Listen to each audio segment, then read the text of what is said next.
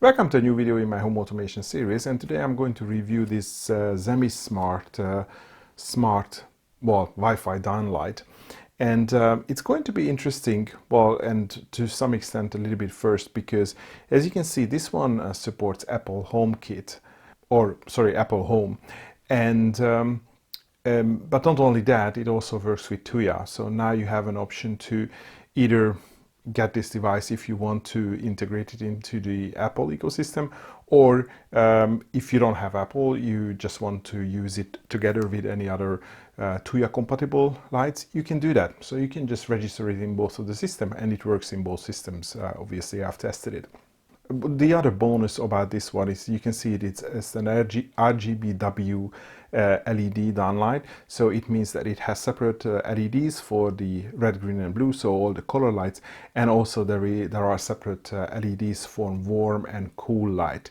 So if you want to use it as a normal white light, then it's going to have a much better color than if it would be just a regular red, green and blue, because that can never reproduce a really nice white light. And of course you can change the color temperature if you are using it in white mode, or you can just use the colors. And of course you can do the dimming and the usual stuff, and in the Tuya application you have access to some color scenes and some color pattern, and also some voice response as well, or sort of audio response. So it listens to the microphone on the phone, and then it changes color, so it vibrates. It's something that I never use, I never really tested. I just show you how it used in the app, because I don't think that many people would use that. And of course, this is the first time I was doing anything in the Apple ecosystem, so that was a little bit new to me. So I've done a little bit more in terms of how you set it up in the Apple HomeKit system.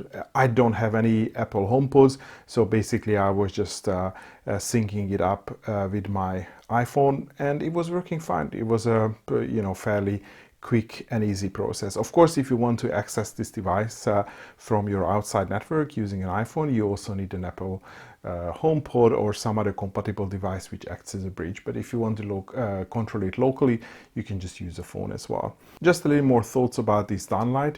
As you can see, it comes in two separate, let's say, package or box.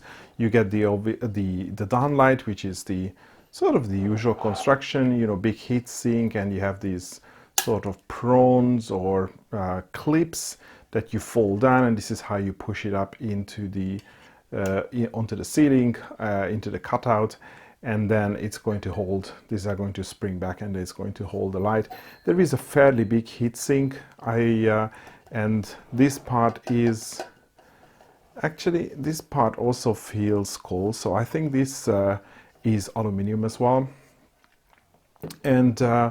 And then you get a separate power supply, and as you can see, it has just mains input, and the input supports from 100 to 240 volts, and this is the power supply is for 12 volts, and I'm going to overlay the listing here, but you can basically get this light in 3 different versions. Obviously they come in different sizes, and the voltage rating or the wattage rating is going to be different. And everything comes assembled in the box.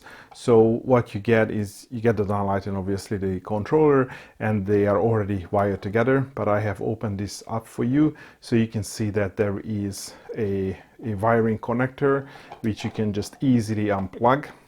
So if anything goes wrong with the controller or even with the light bulb, then you can just change it separately, and it's really easy to connect it back together like so.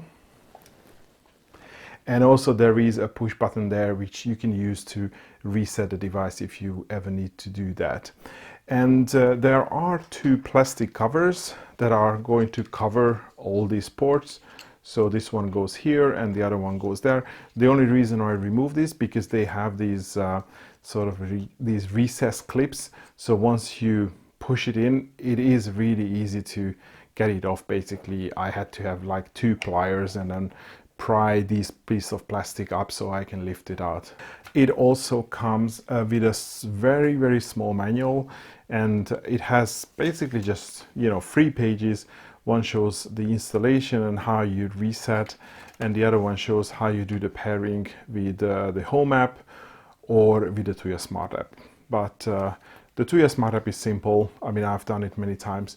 For the Home app, I'm going to show you how it's done, mostly because I have done it for the first time as well. And there was a little bit of hiccup that you're going to see in the video, but after all, there are multiple methods how you can link the two devices together, and it was simple. It only took me like, I don't know, 20 seconds to get it done. And by the way, the light comes in this box, a fairly generic box, and you can see this is the 12-volt version. This is the middle size one, and you can see some stats here as well. And yeah, that's basically it. It came really fast. There is a German address here, so I think they do have a European warehouse, because after ordering it from AliExpress, I don't think it was more than like a week for me for it to arrive. So it was really quick. Okay, so I added this ceiling light to my Tuya application, and I mean, I was just using the normal process, so I was just adding device, and I think I just selected one of the lights. I think I used this ceiling light, which you see in the middle of the screen, ceiling light Wi-Fi. But to be honest, I don't think it really makes a difference whether you are just using a strip light or a light source, because it knows what the device is and it's going to set the screen accordingly. But you can see it's the default name is Smart Downlight, so I haven't changed that. And then right in the on the main screen you have an on-off button, and then when you turn it on, then you see it's on and it's 10% brightness, and some other details you get as well. And this is how the main screen looks like. So it is quite a new control. I mean, I've looked at a couple of these RGB lights, and this UI is a slightly bit different. So on the top you have this slider where you can control the brightness. So it gets really bright. Yeah, I mean, it's 9 watts, so it gets really bright. So I'm trying to just use really low brightness, so you can't, well, it's not going to saturate the camera. And of course you have this main color wheel, and then it changes color. And it looks like when you are changing the color, then it changes immediately. And by the way, when you turn it on and off, there is a very quick fade. So it's not instantaneous, but it's really quick. And also on the top of the screen, you have a couple of defaults that you can call up. And it looks like that these defaults also remember the intensity. So let me just bring it down back. And you can also swipe to the right on this screen, and that will take you back to the, well, that switches between the RGB colors or the white colors.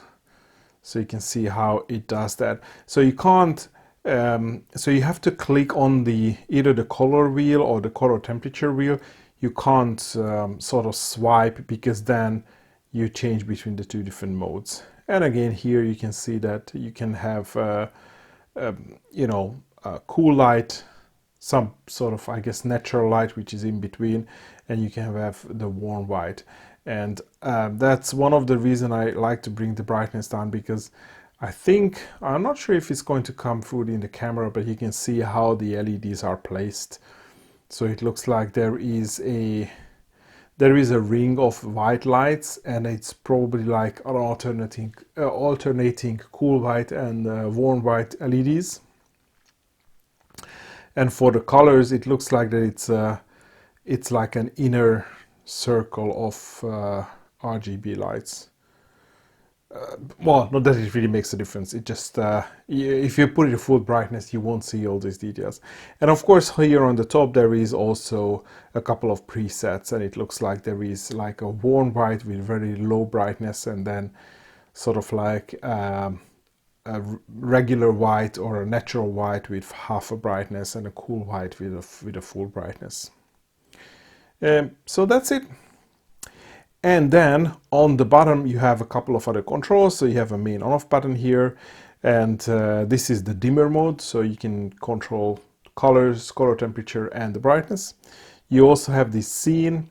So there are again a couple of presets here, and some of these are preset colors and brightnesses, but then if you pick some of these, you will see that they also do some transitions, change between colors, and there are loads of these. And yeah, I mean, there's going to be a lot of flickering and fading ones. I don't know if you would be able to pick anything that you like, but yeah, I mean, some of them I just find it really annoying. And as you can see, you can even, you know, set the name of the scene, whether it's a color scene or a white scene, and then you can have a number of colors and a mode in between. So you can really create your own sort of effect as it transitions between different colors. So, and of course you can have a speed. So this one goes between bright green and a darker green. If I pick this colorful, you can see that, I mean, you can have quite a few different colors. And as you can see, you have a preview on the top as well. So that's going to cycle through these colors and it's going to flash. So which you can see here. So let me just get out of these because that gets annoying. So let's go back to low brightness again. So that's a scene.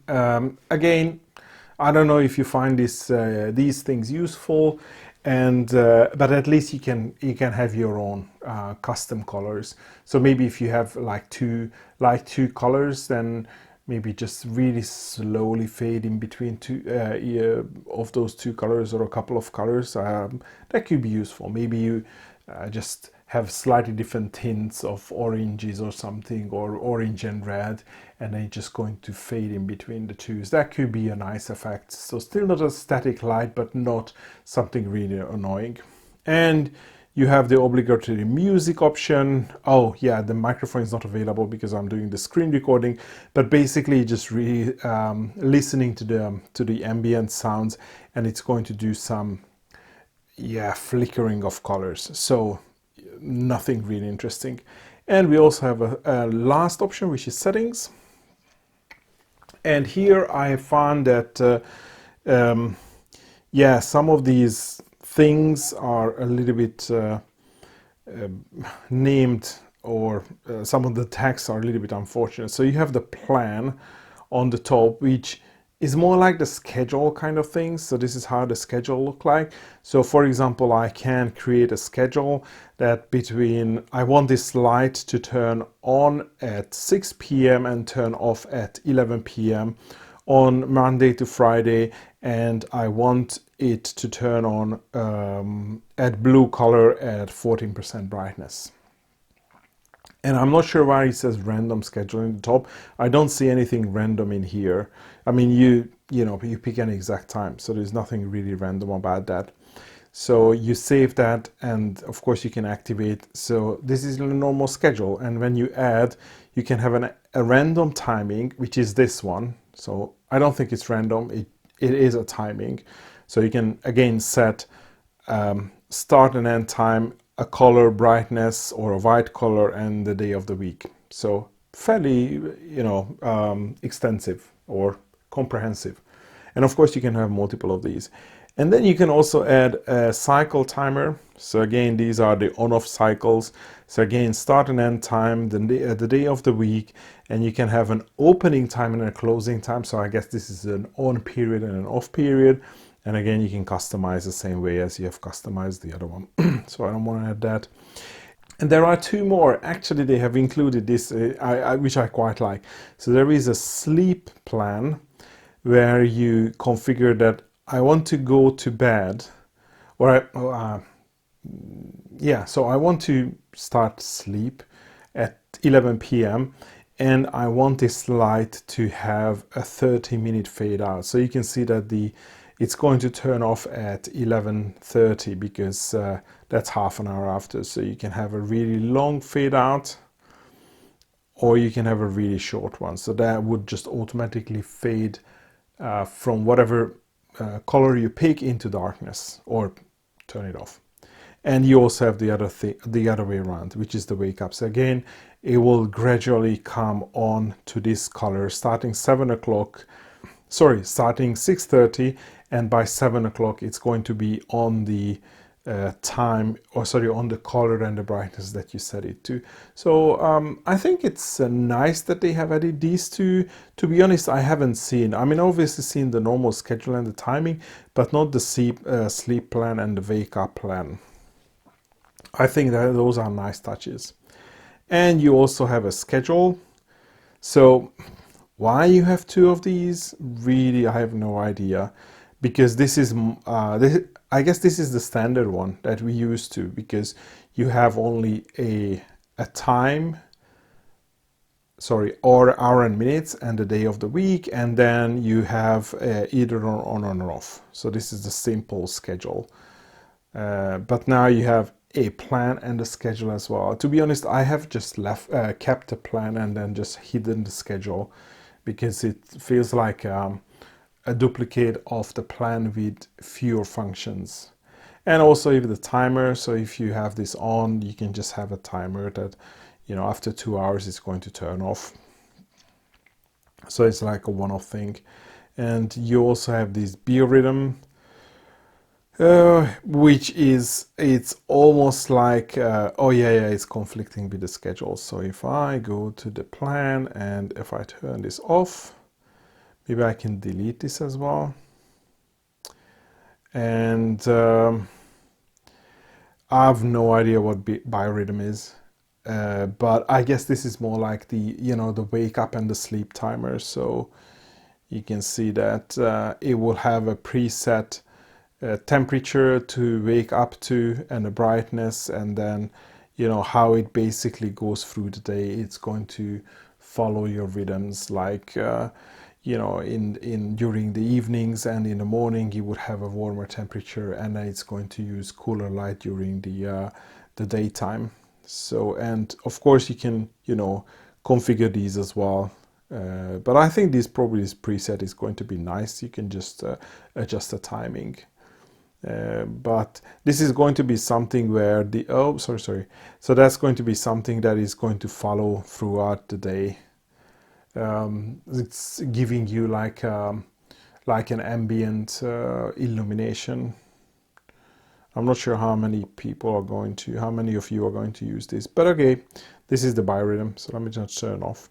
And then finally we have a power on behavior.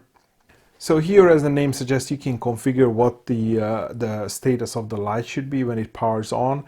And I guess the most common one is use the color and the brightness that was used the last, which also means that if the light was switched off and then you have a power outage, then it will stay off when the power is restored. Or you can have it to come on a customized color or color temperature. Or you can have an initial default color and brightness, which I have no idea what the default is, but you can't set it. So most probably, I think you should use restore memory or just have it customized. And you also have this do not disturb function, which, to be honest, I haven't seen with any of the other smart lamps. So probably this is some new feature. To be honest, I don't think that this is particularly useful, but you might find some use for this do not disturb function as well. And to be honest, that's pretty much it, because in the settings you just have normal things like, you know, changing the name of the light, and then look at the automations, and then you can share the device, and you can also group the device. So of course you probably are going to have quite a few of these lamps, so you can just group them together so they will be controlled together with the same settings. But that is pretty much it. Let me also look at the scenes quickly. So if I create a new scene, I just want to see what I can do with this lamp in terms of functions. And yeah, you can have the normal on-off mode, which is good. You can have the different mode, whether it's going to be white or a color or a scene or a music sync. Yeah. And you can also set the brightness. You can also set the color temperature. I mean, that's not the most user-friendly way. I'm guessing 0% would be warm white and 100% would be cool white. Not the most intuitive. And yeah. Oh, that's color temperature. But then if I want it in color mode, Yeah, you still have, oh, you don't have the color temperature. Oh no, you still have the color temperature. So I think, this error means the color, well, the actual color temperature, probably that's the one which can be used to also set the color. Again, not really user friendly, but at least you can probably figure out how you can, have a scene which is going to turn the lights on to either a specific color or a specific color temperature. So I think you are getting the most useful features out in the Tuya application. So I'm just going to cancel this and then just go back to the device. So this is what you get in the Tuya Smart app. I'm doing HomeKit setup for the first time, so I think I'm going to just record the whole thing. Well, if you are familiar with HomeKit, you can probably skip this part now. But I have the lamp flashing because I just removed it from the Tuya app, so it has recognized that it's no longer paired to anything. So it's in pairing mode. So I'm just going to go into my home and I'm going to add a new accessory. And there is a QR code here which I should be able to scan, but for some reason it's not scanning that. So I think I'm going to just use the manual option. So I selected other options and I picked this light, and I'm going to enter the code which is on the package, or actually it's next to the QR code that I was trying to scan. So I'm doing that, and yeah, I have to make sure that I am connected to a 2.4 gigahertz Wi-Fi. So I have a separate Wi-Fi for 2.4 and 5 gigahertz. So of course, if you are on a 5 gigahertz one, it's not going to work. So I just had to manually switch back to the 2.4 gigahertz Wi-Fi. But now we are just going to wait until the pairing is completed. And probably something is happening because the light is no longer flashing. Oh, by the way, sorry for the flashing. I could not really do anything about that. Hopefully it's not going to be so pronounced in the camera as it was trying to do the white balance. And yeah, and now it's asking me to put it into a room. So yeah, I think I'm just going to put it into the living room, and I just leave the default name, which is the Zemismart Smart Light. So let me just complete. Yeah, wonderful. Okay. So, and I can control it from here. So I can lower the brightness. That's going to be much better for the camera. And I can also I can also pick some colors here, which these colors have no correspondence with the actual color emitted by the light. And as you can see, I can just very quickly increase and decrease the brightness, and the response is really, really good. So it is responding very, very quickly. I quite like that. And if you bring it all the way down, it's going to turn off the light. I might be telling you really, standard things, but I'm also learning how the HomeKit and the Home application works in iOS. And when you selected something from the scene, of course you can edit here, click on edit, and then you can just change the color. Again, really, really responsive. Or if you want the white light, then you can change to a color temperature and then pick your preferred color temperature from the wheel. And when you're done, that would get saved. And then now you can control the brightness or turn it off from here.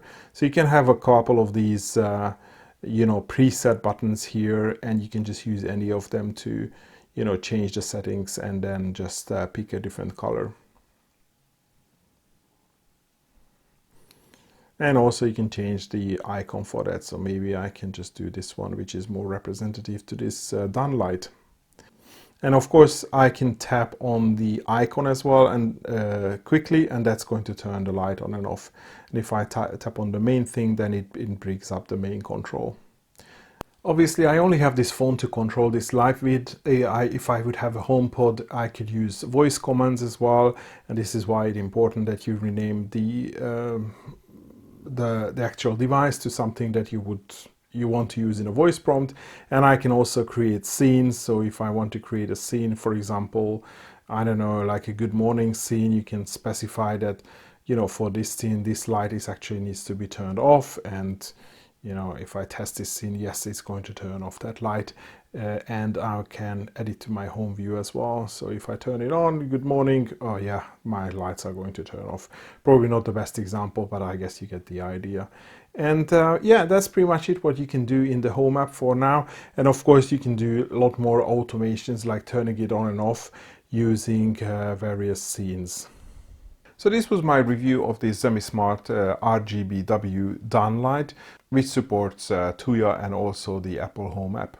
If you are interested in this product, I'm going to leave purchasing links in the video description. But that will be all for today. Thanks for watching, and hopefully see you next video.